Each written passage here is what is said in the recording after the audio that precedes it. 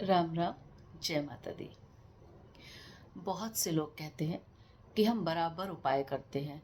कई ज्योतिषियों के पास जा चुके, कई पंडितों के पास जा चुके, लेकिन हमें कोई फ़ायदा नहीं होता है और हमारे जीवन में हमें ऐसा लगता भी नहीं है कि कुछ सही होने वाला है।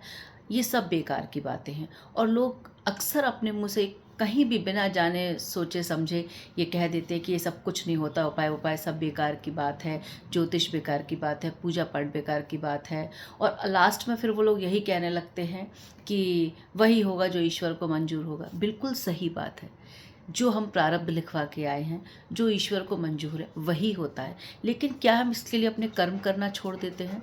हम सभी को पता है कि जो ईश्वर चाहेंगे वही होगा, लेकिन फिर भी हम लोग अपने जीवन के लिए योजनाएं बनाते हैं, अपने कर्म करते हैं, अपने बच्चों को पढ़ाते हैं, अपनी जिम्मेदारियां निभाते हैं, अपने जो हमें करना चाहिए वो हम सब कुछ करने के लिए भरकस प्रयास करते हैं, क्योंकि हम सभी लोग जानते हैं कि कर्म बहुत ज़रूरी है। तो जब हमें कर्मों के अनुसार चल, बाकी देना ना देना ईश्वर के ऊपर है। प्रारब्ध आप क्या लिखवा के आए हैं, आप क्या डिजर्व करते हैं, नहीं करते हैं, वो सब आपको ईश्वर के ऊपर छोड़ देना चाहिए। परंतु आप अपने कर्मों से मुंह नहीं मोड़ सकते। बहुत लोग जब मुझे ये बात कहते हैं कि गुरु माँ कुछ नहीं होता उपाय, या जो लोग जीवन से हताश हो चुके हैं, मैं उनसे हमेशा एक बात कहना चाहूँगी, और ये वीडियो उन सभी लोगों के लिए है जो ऐसा सोचते हैं, जिनके मन में ये जिज्ञासा रहती है कि ऐसा होता है क्या, क्या सच में चीज़ों को बदला जा सकता है, या बदल क्यों नहीं रहा, मेरे साथ क्यों नहीं अच्छा हो रहा है, शायद मेरी भगवान सुनते ही नहीं है, शायद मेरी किस्मत में कुछ अच्छा ही नहीं है। ऐसा नहीं होता। कहीं ना कहीं हम गलतियां भी कर रहे हैं।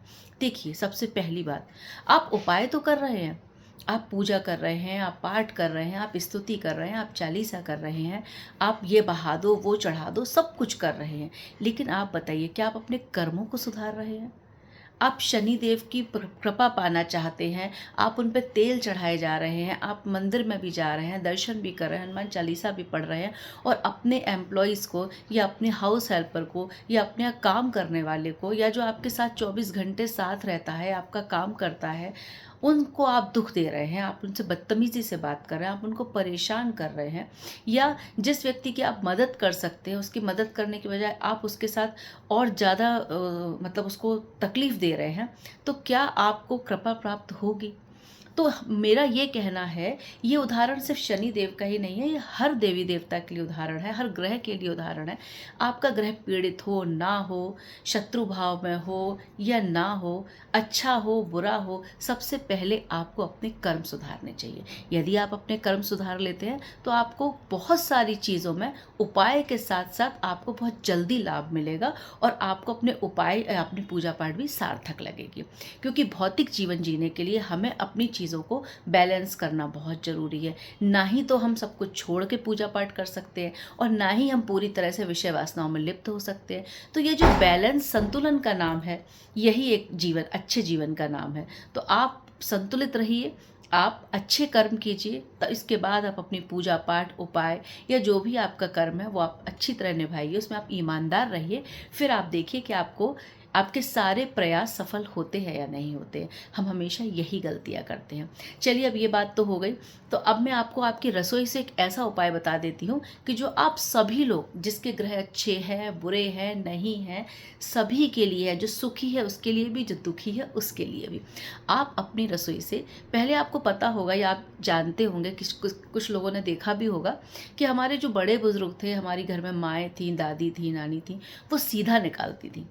वो एक सामान निकालती थी घर में से, उसमें आटा होता था, मसाले होते थे, आलू होते थे, या कोई हरी सब्जियां होती थीं, और वो नमक होता था, चीनी या गुड़ जो भी होता था, इन सबको वो थोड़ा थोड़ा थोड़ा घर में से, अपने खाने के सामान में से निकाल के मंदिर में दान करती थी। तब पहले पुजारी लोगों के पास भी खाने को नहीं होता था, बहुत गरीब होते थे, तो उनके भी काम आता था, या कोई उसी जैसे व्यक्ति को जिसकी इसकी इन चीज़ों की आवश्यकता होती थी, जिन निर्धन होते थे, उनको वो दिया जाता था, किसी योग्य पात्र को।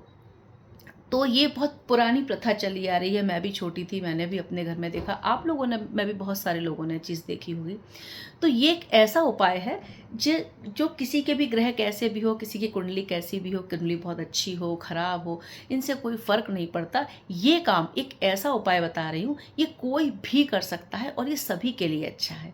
इसमें कोई ऐसा नहीं है कि आप ये काम करेंगे तो आपका कुछ बुरा होगा, कुछ भी बुरा नहीं होगा। अपने हम सभी कुछ बहुत ज़्यादा दान पुण्य नहीं कर सकते हैं, अगर यदि हमारी इतनी कैपेबिलिटी नहीं है, तो आप लोग प्लीज़ इतना तो कर ही सकते हैं कि अपनी रसोई में से थोड़ा थोड़ा सामान हर महीने अमावस्या के दिन या पूर्णमासी के दिन कि कोई भी दिन चुन लीजिए, उस दिन आप निकाल के, एक सीधा कहते हैं इसको, सीधे का सामान निकाल के आप अपने किसी भी योग्य पात्र को, मैं पंडित जी का नाम नहीं लूँगी क्योंकि पता नहीं पंडित जी को इतनी आवश्यकता होगी या नहीं होगी। आपको यदि लगे कि आपके सोसाइटी के, कॉलोनी के या जिस मंदिर में आप जा रहे हैं उस पंडित जी को आवश्यकता है तो आप उनको दे सकते हैं। यदि आपको लगे कि पंडित जी को ईश्वर की कृपा प्राप्त है, उनको इतनी आवश्यकता नहीं है, तो किसी योग्य पात्र को भी दे सकते हैं। परंतु अवश्य है, ये आप सभी के लिए उपाय है, एक सटीक उपाय, एक सभी, ये आप सभी लोगों के लिए है। लेकिन हाँ, मैं बार बार आपसे कहूँगी कि अपने कर्मों पर विशेष ध्यान दें।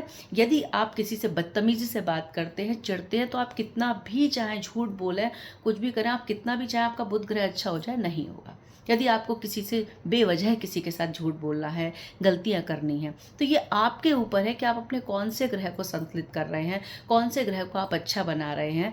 यदि आप बृहस्पतिवार को चने की दाल खिलाइए गाय को, या हल्दी का प्रयोग कीजिए नहाते वक्त। परंतु यदि आप अपने गुरु तुल्य या गुरु का सम्मान नहीं कर रहे हैं, या किसी का अपमान कर रहे हैं, अपने धर्म का अपमान कर रहे हैं, तो आप ही बताइए आपका गुरु ग्रह कहाँ से मजबूत होगा, शुक्र ग्रह आपका कहाँ से मजबूत होगा। यदि आप किसी महिला के साथ बदतमीजी कर रहे हैं, आप उनका अपमान कर रहे हैं, तो आपके कर्म सबसे पहले सर्वोपरि है। यदि आपने अपने कर्म सुधार लिए तो मैं आपसे वादा करती हूँ आपका कोई भी उपाय, पहली बात तो हो सकता है आपको उपाय करने की आवश्यकता ही ना पड़े, और यदि फिर भी प्रारब्ध में लिखा के आए हैं, कुछ बैलेंस आपको करना बाकी रह गया है, तो आपके उपाय जरूर सार्थक सिद्ध होंगे। ये मेरा आपसे वादा है।